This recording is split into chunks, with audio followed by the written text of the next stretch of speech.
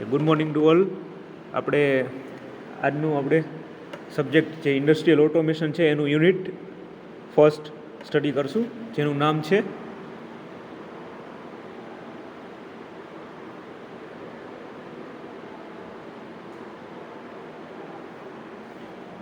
Introduction to industrial automation. એમાં પહેલો આપણે ટોપિક જે સ્ટડી કરશું ડેફિનેશન ઓફ ઇન્ડસ્ટ્રીયલ ઓટોમેશન, એટલે ઇન્ડસ્ટ્રીયલ ઓટોમેશન શું છે એ આપણે સ્ટડી કરશું.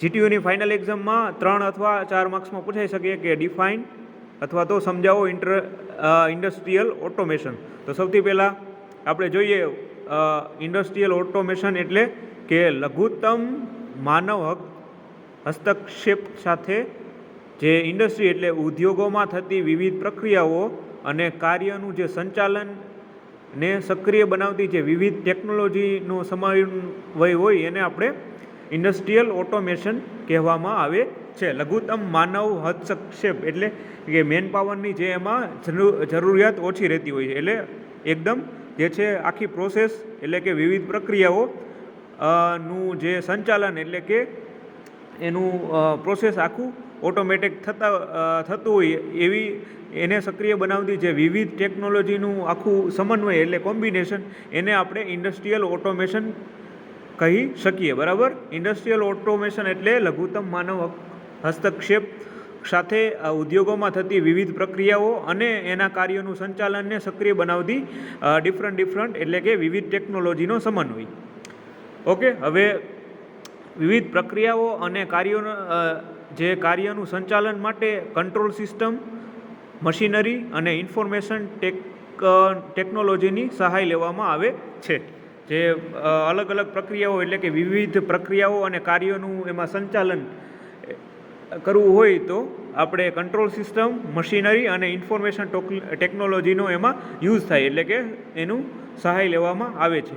તો અહીંયા આ ઇન્ડસ્ટ્રીયલ ઓટોમેશન આખું કોમ્બિનેશન શું હોય તો એક તો કંટ્રોલ સિસ્ટમ હોય, એમાં પછી અલગ અલગ મશીનરી આવે અને પછી એમાં ઇન્ફોર્મેશન ટેકનોલોજી આવે કે જેના દ્વારા આપણે જે કાંઈ પ્રક્રિયા અથવા પ્રોસેસ છે વ્યવસ્થિત કરી શકીએ.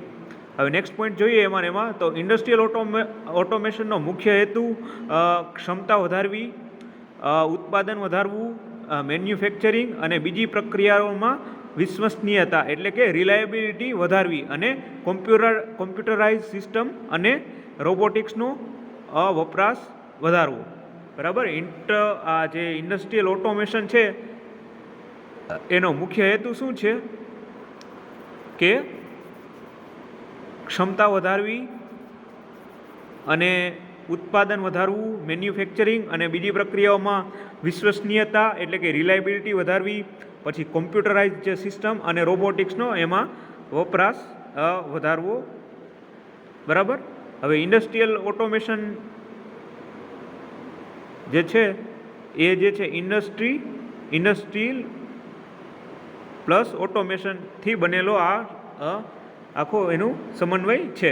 હવે ઇન્ડસ્ટ્રીયલ એટલે કે મેન્યુફેક્ચરિંગ અને પ્રોડક્શન સાથે સંકળાયેલ વિવિધ પ્રવૃત્તિ પ્રક્રિયા, વિવિધ ક્ષેત્રો જેવા કે ફેક્ટરી, પ્લાન્ટ, ઇન્ડસ્ટ્રીની જુદી જુદી પ્રવૃત્તિ અને પ્રક્રિયાને કાર્યરત એટલે કે એક્ટિવ કરવા માટે ઉપયોગમાં લેવામાં આવતા યંત્રો. બરાબર. ઇન્ડસ્ટ્રીયલ એટલે કે મેન્યુફેક્ચર કોઈ પણ જે પદાર્થ પ્રોડક્શન કે કોઈ બનાવતું હોય એનું મેન્યુફેક્ચરિંગ અથવા તો એના પ્રોડક્શન સાથે સંકળાયેલ વિવિધ પ્રવૃત્તિ અને પ્રક્રિયા, વિવિધ ક્ષેત્રો જેવા કે ફેક્ટરી, પ્લાન્ટ અને ઇન્ડસ્ટ્રીની જુદી જુદી પ્રવૃત્તિ અને પ્રક્રિયાને એક્ટિવ એટલે કાર્યરત કરવા માટે ઉપયોગમાં લેવામાં આવતા યંત્રો, એને આપણે ઇન્ડસ્ટ્રીયલ કહીએ. બરાબર. પછી હવે ઓટોમેશન એટલે આગળ જોયું હતું એમ જ કે લઘુત્તમ માનવ હસ્તક્ષેપ અથવા માનવ હસ્તક્ષેપ વગર જે કંટ્રોલ સિસ્ટમ છે કે જે કોમ્પ્યુટર આધારિત હોય ના ઉપયોગ વડે ઇન્ડસ્ટ્રીના સાધનો અથવા તો યંત્રો હોય અને પ્રક્રિયાઓને ઓપરેટ અને મેનેજ કરવાની થતી હોય. થોડુંક નેટવર્ક ઇસ્યુના લીધે વચ્ચે ડિસ્ટર્બન્સ આવે છે.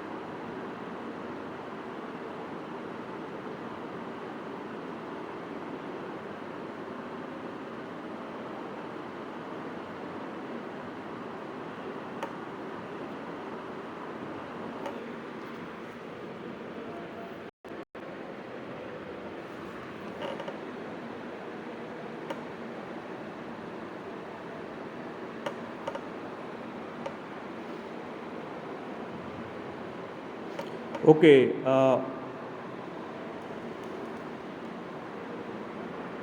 ઓટોમેશન એટલે લઘુત્તમ માનવ હસ્તક્ષેપ અથવા તો માનવ હસ્તક્ષેપ વગર આપણે જે કંટ્રોલ સિસ્ટમ હોય કે જે કોમ્પ્યુટર આધારિત હોય એના ઉપયોગ વડે ઇન્ડસ્ટ્રીના સાધનો અને પ્રક્રિયાઓને આપણે ઓપરેટ અને મેનેજ કરી શકીએ અને ઓટોમેશન વડે વિવિધ ઓપરેશનને આપણે સુવ્યવસ્થિત એટલે કે યોગ્ય રીતે એને કરી શકાય, ક્ષમતા વધારી શકાય અને પુનરાવર્તિત અને જટિલ કાર્યોમાં એને માનવ મજૂરી વધારવી વગેરે શક્ય બને છે. એટલે કે ઓટોમેશનમાં જે છે આપણે મેન પાવરની એમાં જે છે જરૂરિયાત ઓછી રહે છે. એકદમ જે છે સિસ્ટમ જે છે કોમ્પ્યુટર આધારિત ઓટોમેશન હોય એટલે જે છે એકદમ ઝડપી અને સુવ્યવસ્થિત એમાં કરી શકાય. ઓકે, ઇન્ડસ્ટ્રીયલ અને ઓટોમેશન ક્લિયર.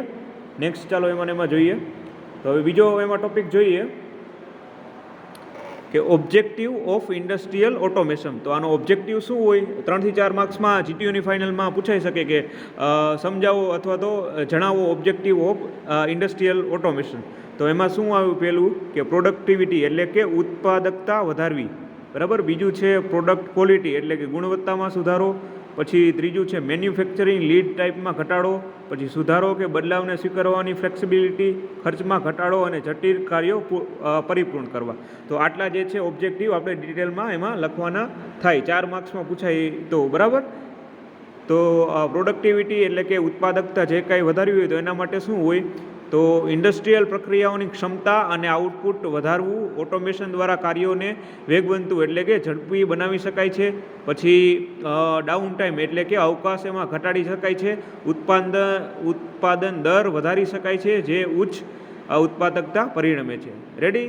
પ્રોડક્ટિવિટીમાં શું થાય કે ઇન્ડસ્ટ્રીયલ પ્રક્રિયાઓની ક્ષમતા અને આઉટપુટ જે છે વધારી અને ઓટોમેશન દ્વારા કાર્યોને આપણે ઝડપી બનાવી શકાય છે અને એમાં જે ડાઉન ટાઈમ એટલે અવકાશ ઘટાડી શકાય છે અને ઉત્પાદન દર એકદમ વધારી શકાય છે ઉચ્ચ ઉત્પાદકમાં પરિણમે એટલે કે સારું એવું પ્રોડક્શન મેનેજ કરી શકાય. રેડી.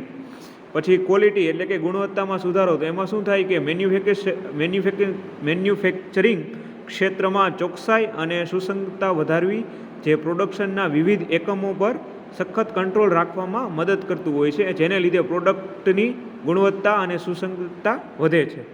રેડી. પછી મેન્યુફેક્ચરિંગ લીડ ટાઈમમાં ઘટાડો. તો એનો હેતુ શું છે કે પ્રોડક્ટ જે બનાવતી શરૂઆતથી પ્રોડક્ટની ડિલિવરી વચ્ચેનો એમાં સમય ઘટાડવો, બરાબર. લીડ ટાઈમમાં ઘટાડો એટલે જે કાંઈ જે પ્રોડક્ટ બનાવતી હોય એનું શરૂઆતથી જ આપણે પ્રોડક્ટની ડિલિવરીમાં વચ્ચેનો સમય આપણે ઘટાડવાનો રહેતો હોય છે. પછી ઓટોમેશન દ્વારા શું થાય કે પ્રક્રિયાઓ સુવ્યવસ્થિત બને છે જેને પરિણામે મેન્યુફેક્ચરિંગ સાયકલ ઝડપી બને છે અને ઓછા સમયમાં જે પ્રોડક્ટ છે એ આપણે માર્કેટમાં પહોંચાડી શકાય, બરાબર છે.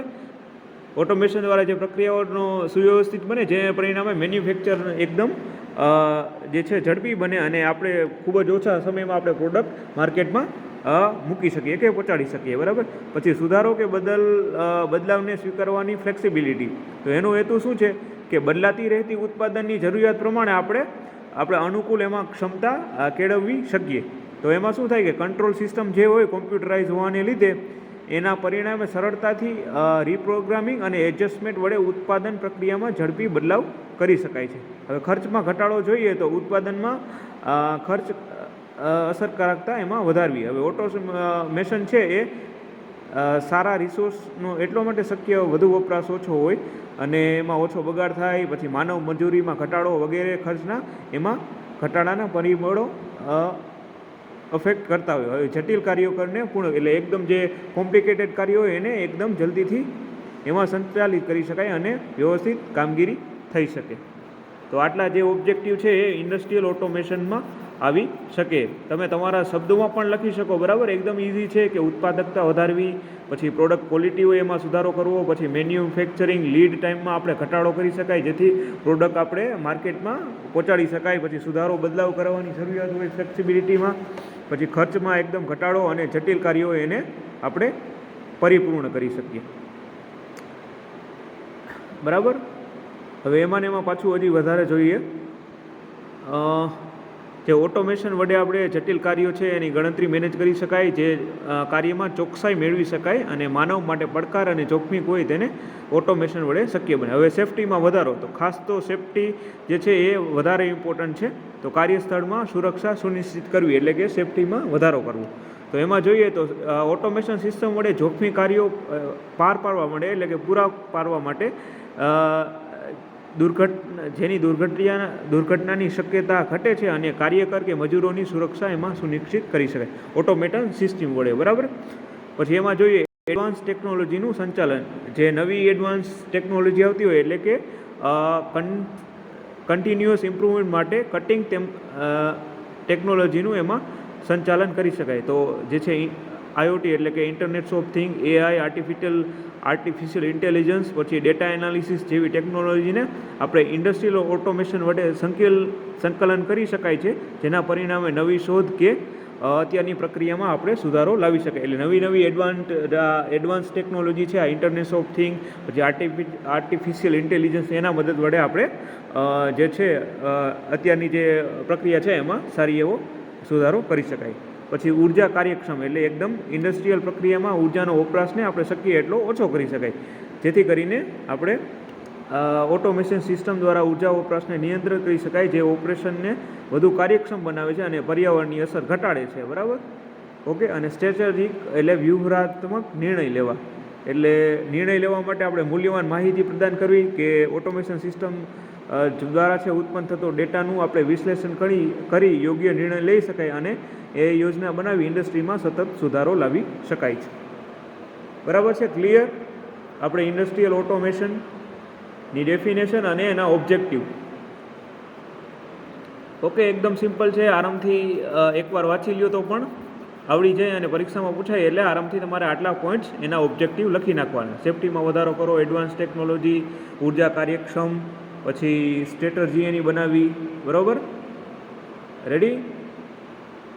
પ્રોડક્ટિવિટી એટલે ઉત્પાદકતા વધારવી, પછી પ્રોડક્ટ ક્વોલિટી એટલે કે ગુણવત્તામાં વધારો કરવો, પછી મેન્યુફેક્ચરિંગ લીડ ટાઈમમાં ઘટાડો કરવો, જે સ્વીકારવાની ફ્લેક્સિબિલિટી, ખર્ચમાં ઘટાડો કરવો, જટિલ કાર્યો પરિપૂર્ણ કરવા, પછી સેફ્ટીમાં વધારો કરવો, એડવાન્સ ટેકનોલોજી કંઈ નવી આવે તો એમાં ઇમ્પ્લાય કરવી, પછી ઉર્જા અને કાર્યક્ષમ બનાવવી, પછી સ્ટ્રેટર્જી આખી બનાવવાની જેથી કરીને આખું જે પ્લાન્ટ વ્યવસ્થિત થઈ શકે.